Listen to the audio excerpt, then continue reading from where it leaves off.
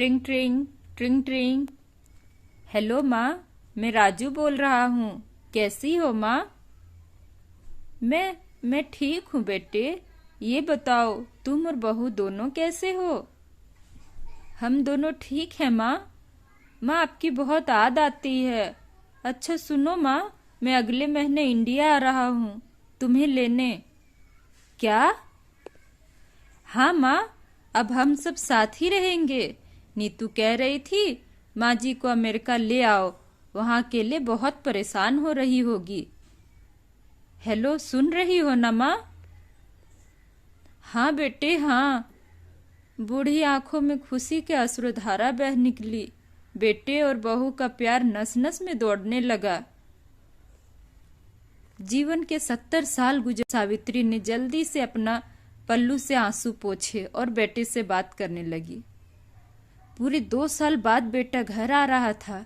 बूढ़ी सावित्री ने मोहल्ले भर में दौड़ दौड़ कर यह खबर सबको सुना दी। सभी खुश थे कि चलो बुढ़ापा चैन से बेटे और बहू के साथ गुजर जाएगा। राजू अकेला आया था।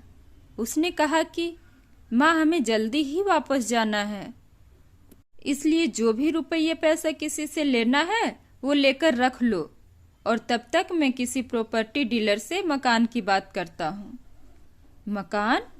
माँ ने पूछा। हाँ माँ, अब ये मकान बेचना पड़ेगा, वरना इसका देखभाल कौन करेगा? हम सब तो एक साथ ही अमेरिका में रहेंगे।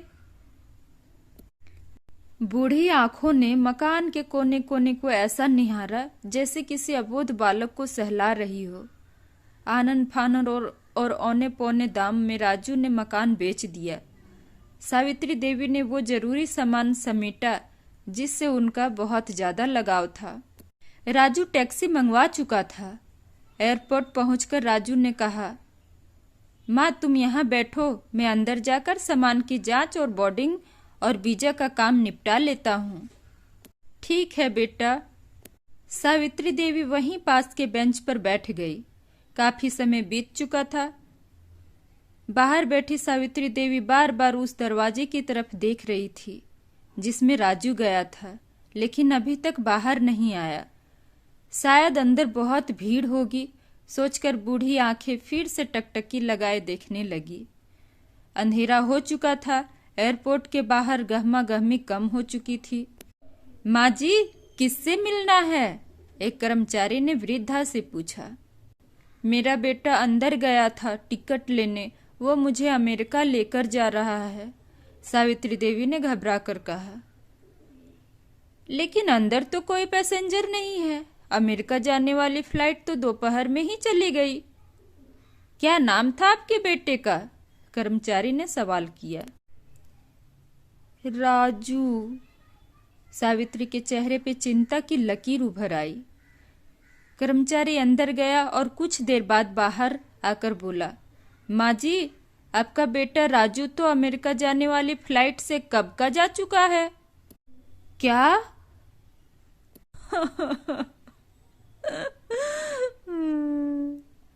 वृद्धा की आंखों से आंसू का सैलाब फूट पड़ा। बूढ़ी माँ का रोम रोम कांप उठा। किसी तरह वापस घर पहुंची, जो अब बीत चुका था।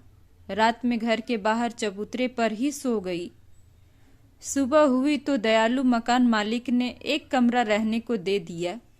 पति की पेंशन से घर का किराया और खाने का काम चलने लगा। समय गुजरने लगा। एक दिन मकान मालिक ने वृद्धा से पूछा, माँ जी, क्यों नहीं आप अपने किसी रिश्तेदार के यहाँ चली जाए? अब आपकी उम्र भी बहुत हो गई है, अकेले कब तक रह पाएगी? हाँ, चली तो जाऊं, लेकिन कल को मेरा बेटा आया तो यहाँ फिर उनका कौन ख्याल रखेगा? आंख से आंसू आने लगे। दोस्त, माँ बाप का दिल कभी मत दुखाना, माँ तो माँ होती है। थैंक यू दोस्तों। अगर इस कहानी से आपको कुछ सीख मिला हो तो कृपया कर मेरे चैनल को सब्सक्राइब करें, लाइक करें तथा शेयर करना ना भूलें, तथा अपनी माँ का भी ख्याल रखें। Thank you.